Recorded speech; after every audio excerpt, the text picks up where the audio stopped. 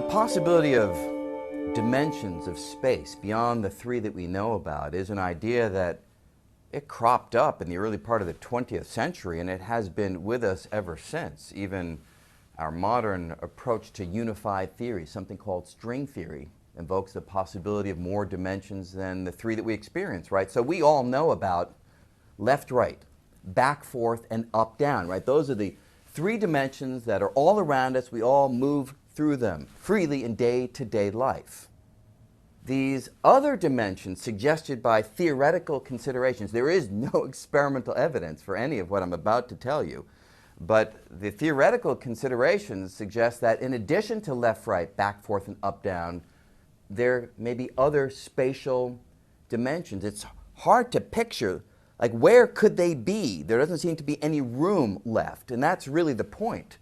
They are new places that our experience doesn't allow us to access directly, but according to these theoretical ideas might be there. I love a little analogy that helps to understand this. Think of a garden hose is one that we love to use. So think about a garden hose that's nice and long.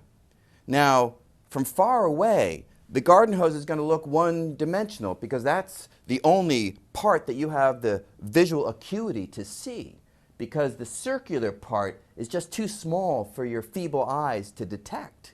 But then if you take a pair of binoculars from a faraway vantage point, now you see that there is a circular dimension, a circular part that wraps around the garden hose that you missed when you just used your feeble senses.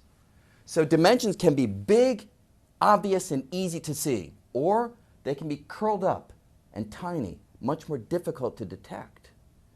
Now, the garden hose is an object in our universe, but this idea might apply to space itself, right? So it could be that left, right, back, forth, and up, down are the big, easy-to-see dimensions, like the horizontal extent of the garden hose.